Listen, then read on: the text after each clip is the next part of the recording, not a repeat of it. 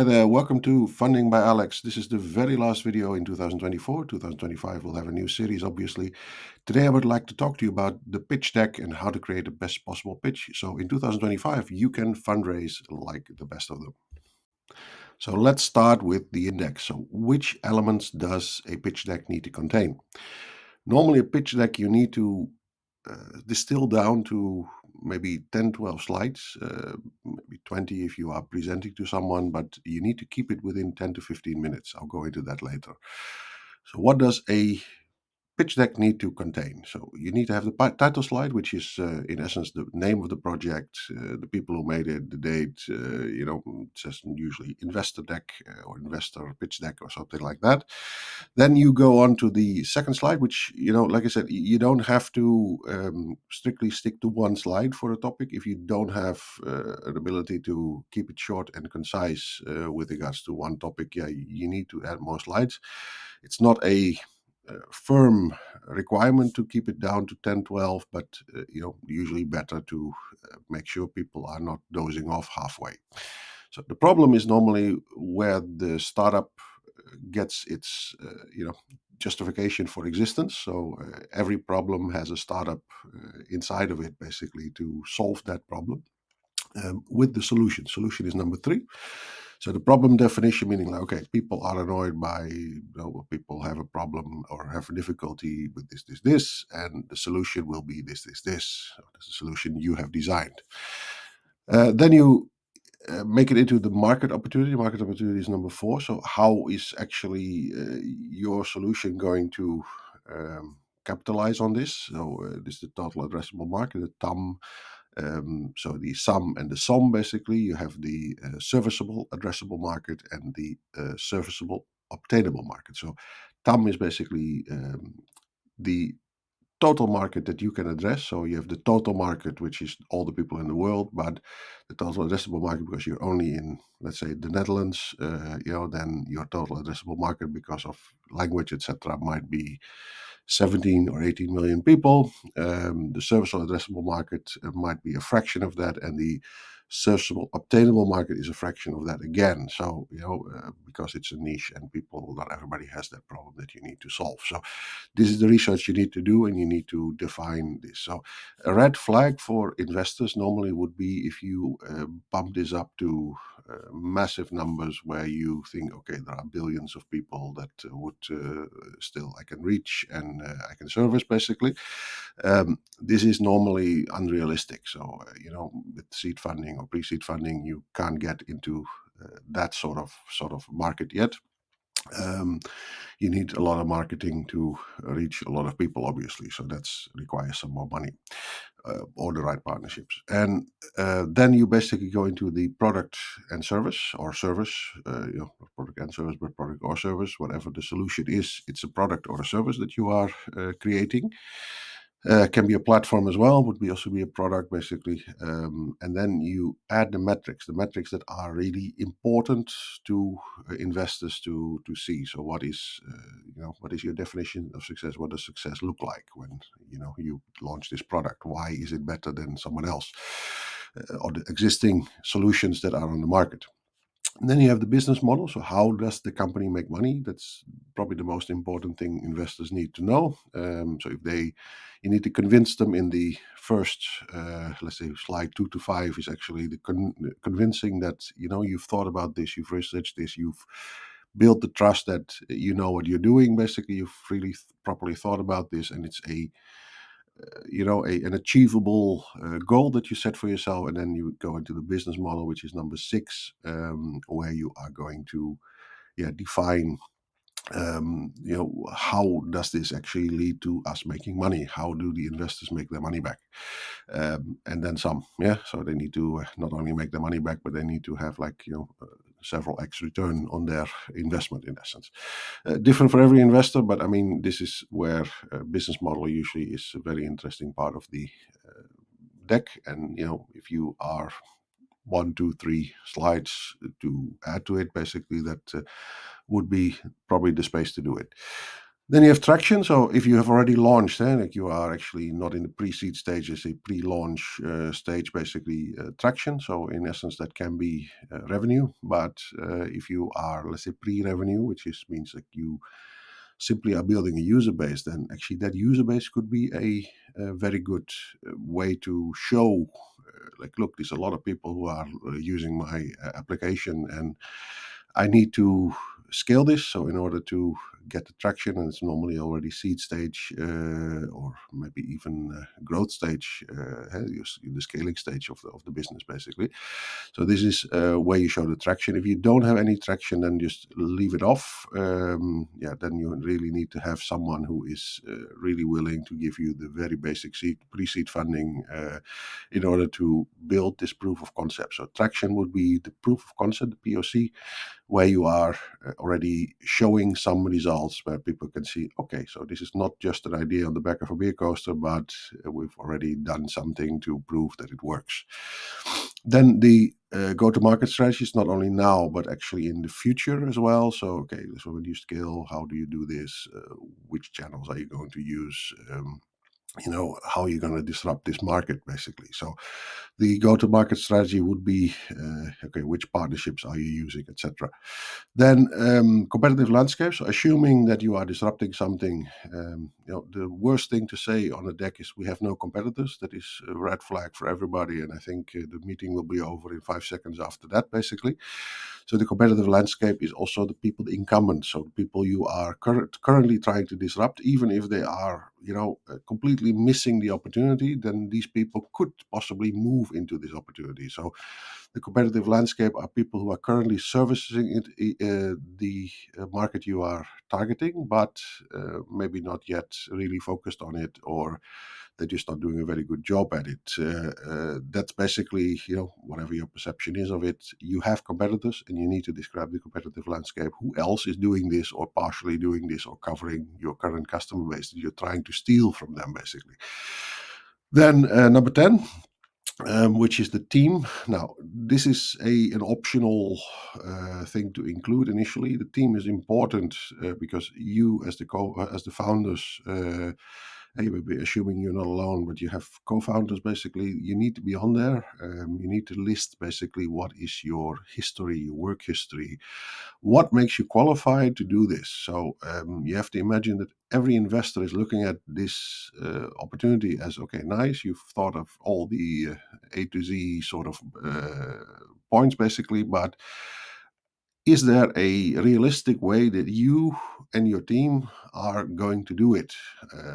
So are you going to achieve this? Or are you people who freshly graduated and thought like, hey, this is a good idea, but we have absolutely no experience, no relevant experience in doing this? Now, that is not a disqualification. Please don't get me wrong that I'm saying this not to put you down, but if you're listening to this and you fall into this category, but asking for millions of dollars in order to start something with, on a hunch, where people are actually not seeing like, okay, you've done this before, you've worked many years in the industry that you're trying to target, this industry like the back of your hand.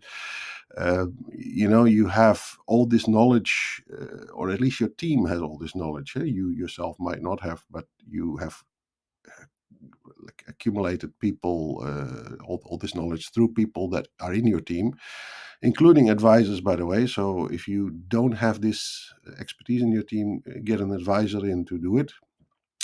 Advisors can also help in fundraising. I've been myself involved in several fundraising activities as an advisor, but also as a strategy and management consulting advisor, basically.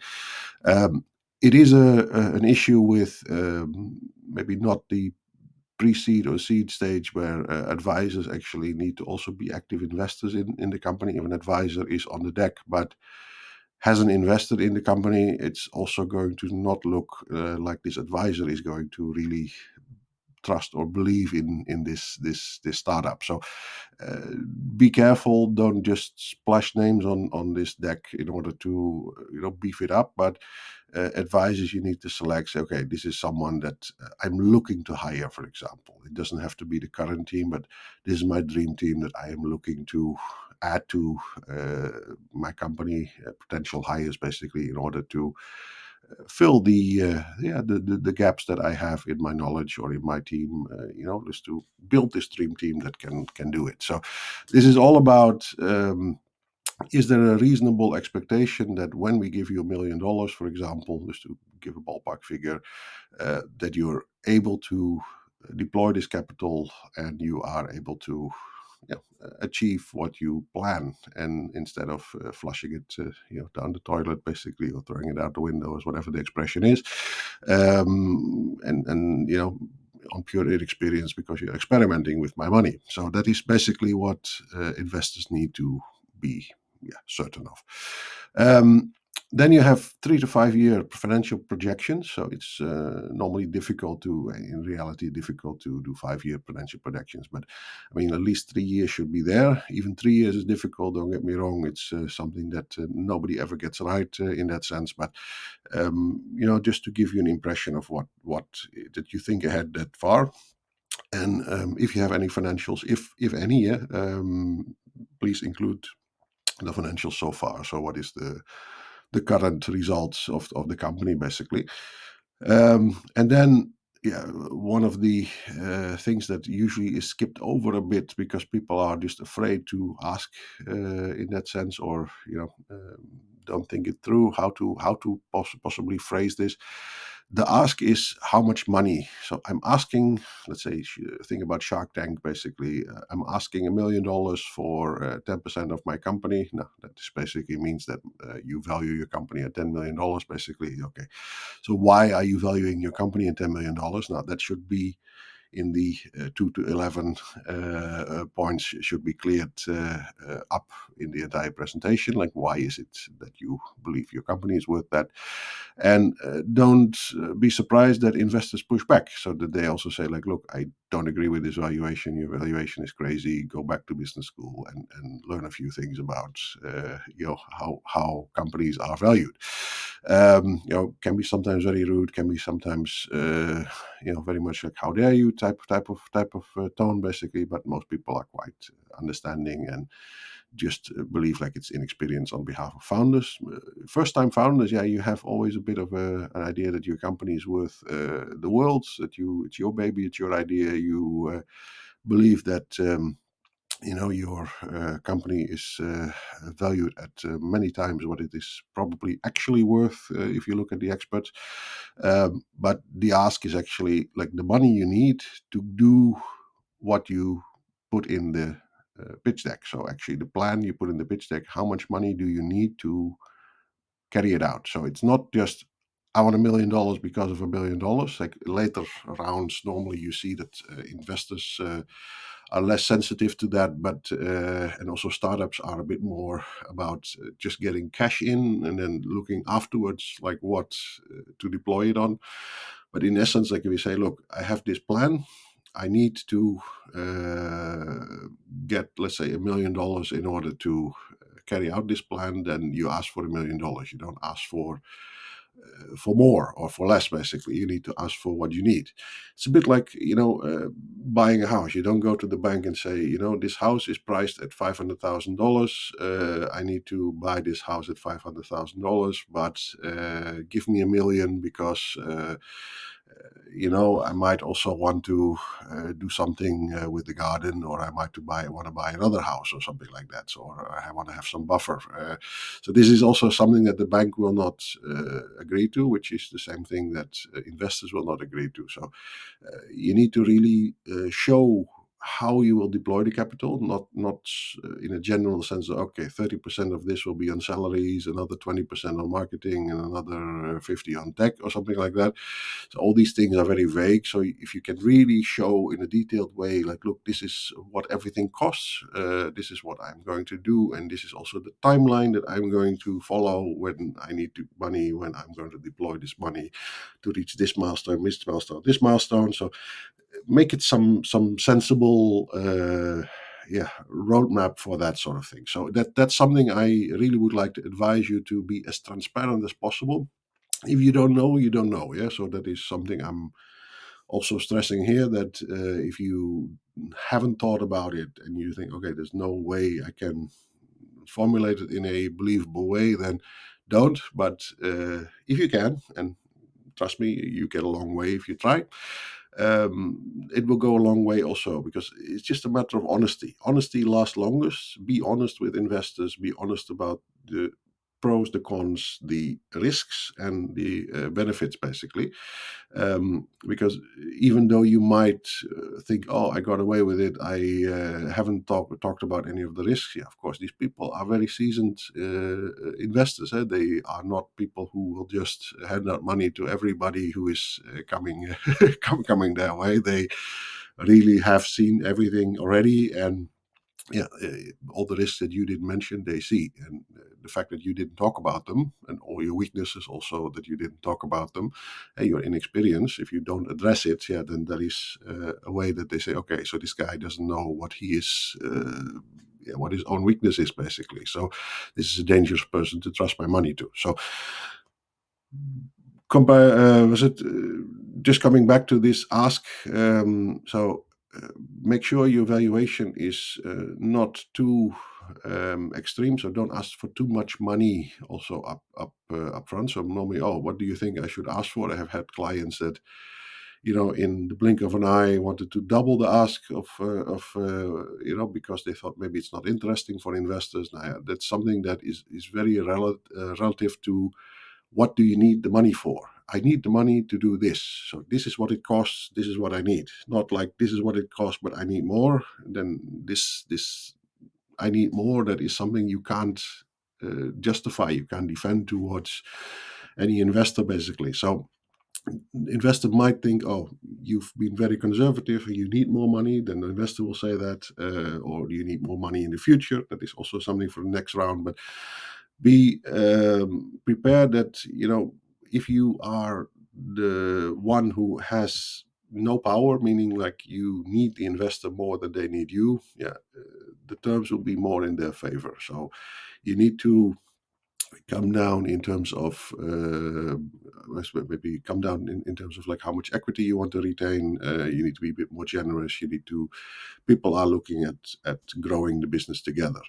So look at as well. This is a very interesting thing that you always see on Shark Tank, that TV show in the US, that you have some very famous people that are investing in startups. So an investor is not just a bag of money. It's actually the contacts, the connections, the portfolio that they have that they can connect you to. So they have another company in their portfolio that could be a natural client for you, for example, or to have this high-profile guy, like if you have Mark Cuban or Mr. Wonderful, or like these people on your on your board of directors as your shareholders, that also really adds a little bit extra body to your company. uh, where I think others will also be more inclined to talk to you because, hey, this guy is invested by Mark Cuban or Kevin O'Leary, basically. Now, yeah, that's basically all these people are high profile and deserve the attention of other investors. This is like the name investors that are only investing if other investors are also already on the bandwagon. So this makes it more believable. So, and trust me, indeed, after the first investor commits to you, which is always the hardest, just like in selling to retail, the first store is always the hardest, but then you can say, hey, this guy already invested. I actually need you to trust me because this guy already trusted me as well. So this is all about building trust, like I mentioned. So trust is actually the key word in this entire thing. So you need to build trust that you know what you're doing, that you are an honest person, that you are sincere, that you are looking to really do what you are planning to do, not just take the money and run. That is what I think it comes down to.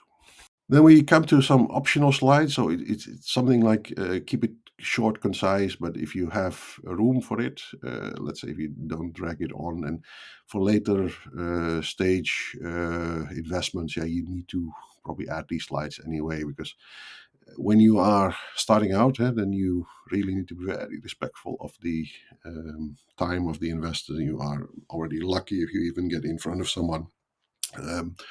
But vision, mission, so long-term goals. So what is the the way you think. That is actually what investors might be interested in. I wouldn't overdo it, but I mean it can be added.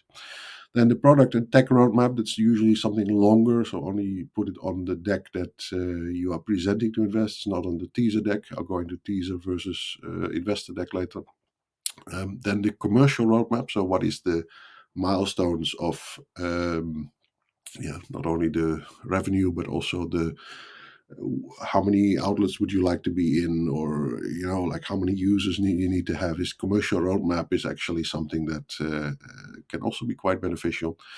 Then an exit strategy, so I usually put that in the deck that I prepare for my clients. But exit strategy is like, okay, normally it's a trade sale or an IPO.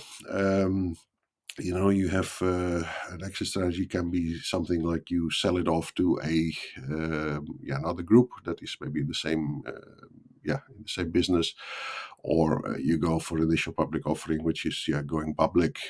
So the exit strategy could be multi-pronged in essence, but I mean it's a matter of what the preferences of the different investors, if they want to see this or not.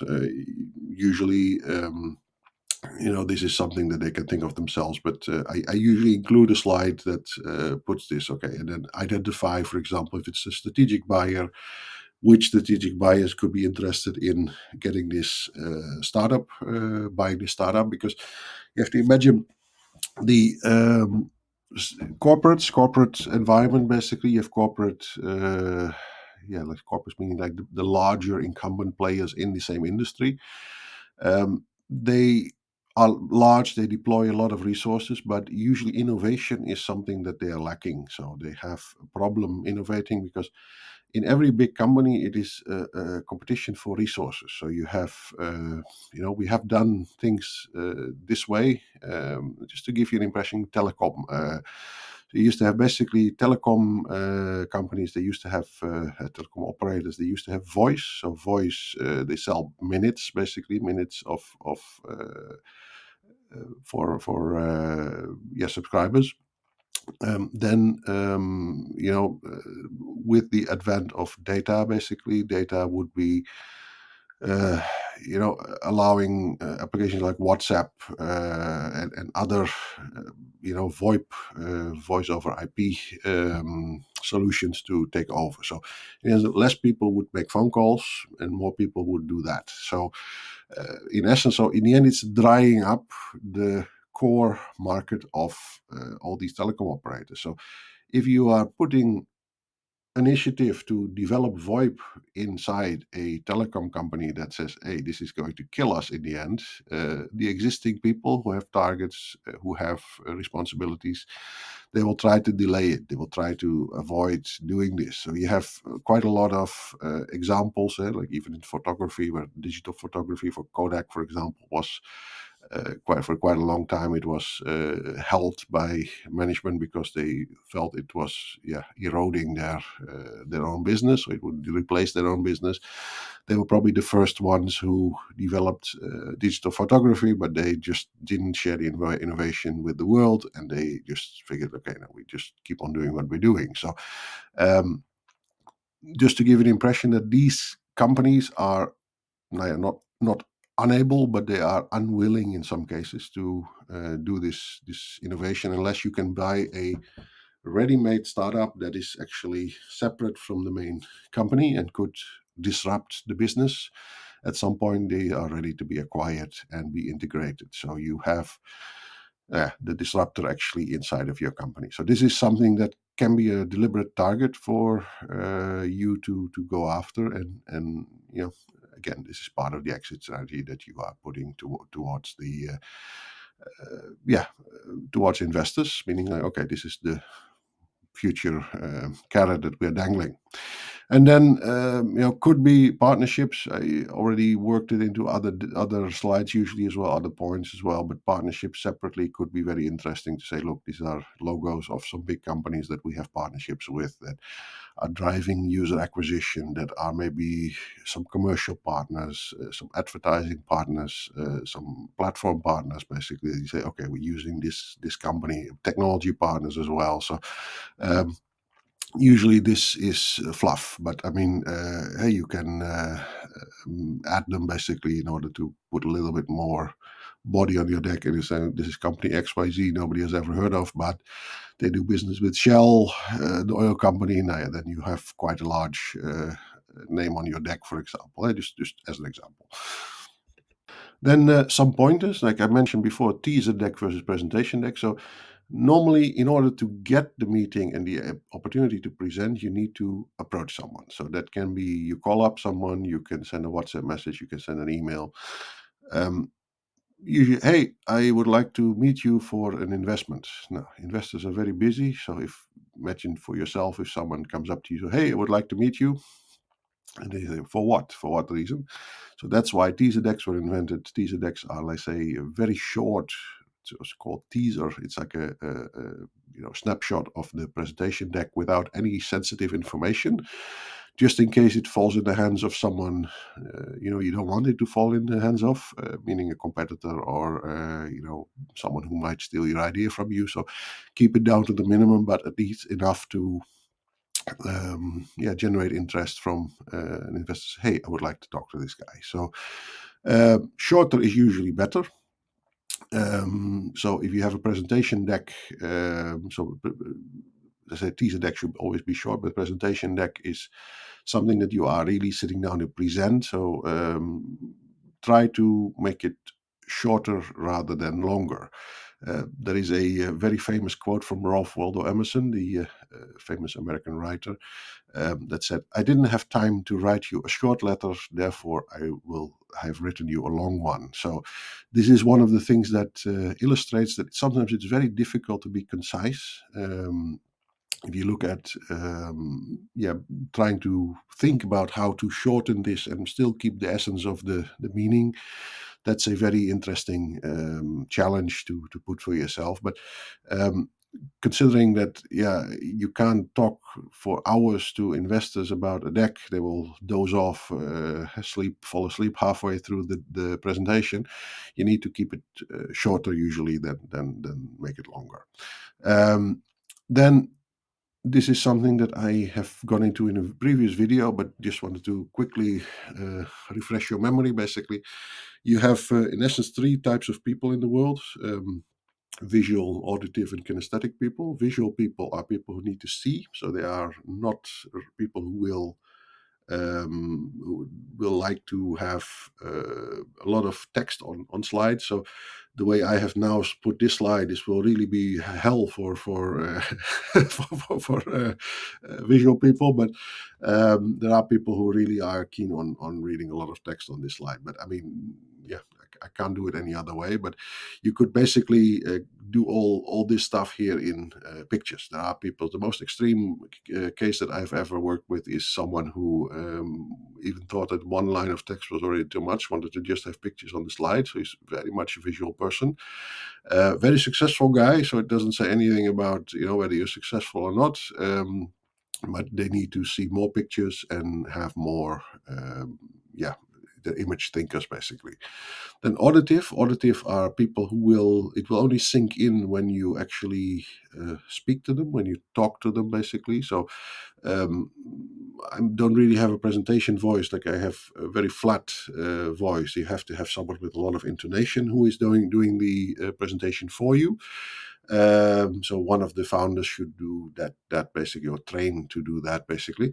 So auditive people are more about hearing. The combination of visual and auditive normally is the best. Then you say, okay, you hear it, you see it. That's like in a classroom when kids actually are seeing things on the blackboard, on the whiteboard nowadays, the video board. And then hear the teacher talk about things, then it sinks in the most. And then you have kinesthetic people, which is, you have to imagine, visual people is about 60 to 65% of the world. Then you have about 20, 30%, would be, about 20, 25% would be auditive. And then the rest is kinesthetic people. Kinesthetic people is very small portion of the world, but these are people who like to touch. So they need something. If they have a product, they need to hold it in their hands. So if you are preparing this, you physically meet someone. give them something to have the product with you, touch it. They can actually, if you are selling something with food, for example, hey, you have a food startup, for example, and you need to them to taste it. You need them to feel the textures, for you to smell. To these are people who are more about feeling, feeling how they feel about it. So. Um, Combining all this, so you need to be able to cater to all these people who are in the room. So if you want to be safe, at least make sure that shorter is better. Like I said, visual people, so have a lot of let's say less text, more pictures on the entire presentation. Then you're on the most safe side. But then when you come to presenting, then also cater to the auditive and kinesthetic people when you can meet them in person.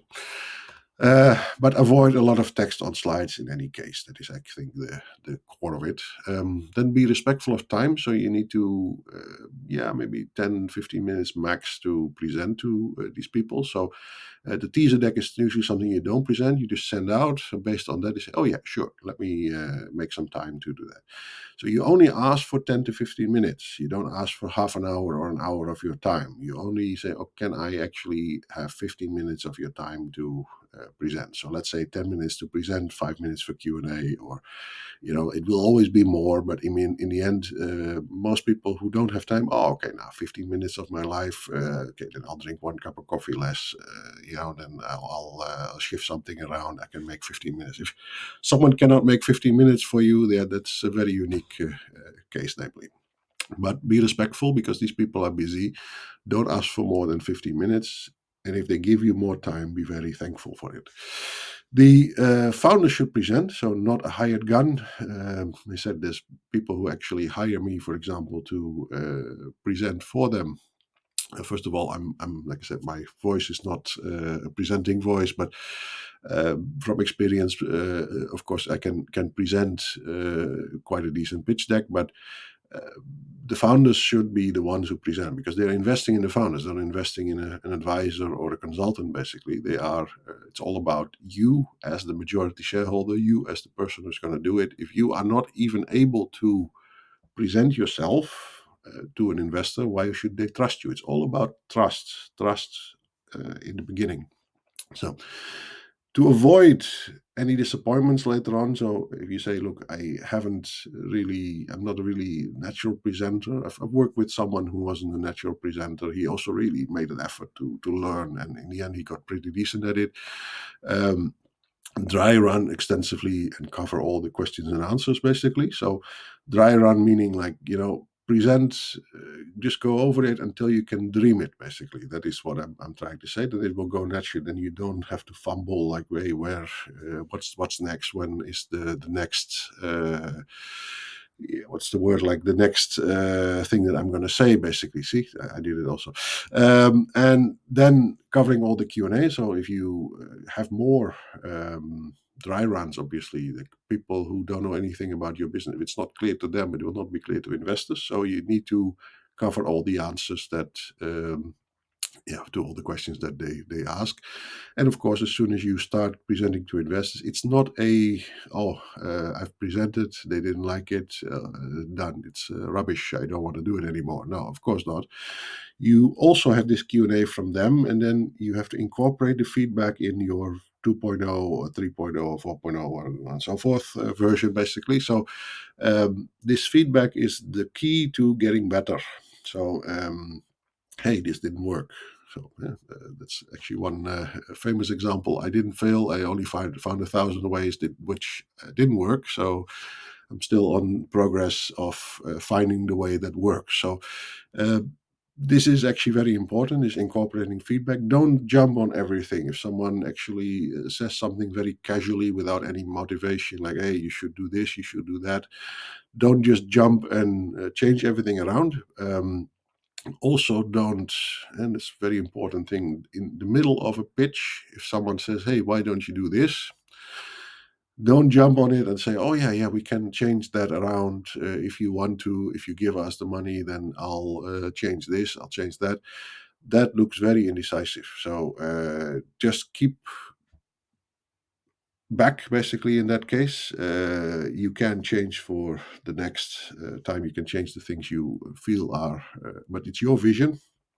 You are the one who has this idea. They are just investing in it. So it's not like they can take over your idea, or because if you are very fickle and you are changing around, hey, I am going to change it at the first whim of an investor saying, hey, you should do it like this. Oh, yes, sir, I will do it like this. That means that you have no confidence in your way of doing it. So if you do it to them, you will do it to everybody you come across. So you have no backbone to stand up. So you don't need to be rude, but be stay the course, basically, what you're doing. So incorporate feedback, but don't deviate from your vision and your mission. Thanks for watching. Please do check out my website, www.goldendragoncapital.co. You can also send me an email at alex@goldendragoncapital.co. Don't forget to like and subscribe. And of course, I wish you all the best for 2025 and hope to see you in the new year in my next video. Thank you. Bye bye.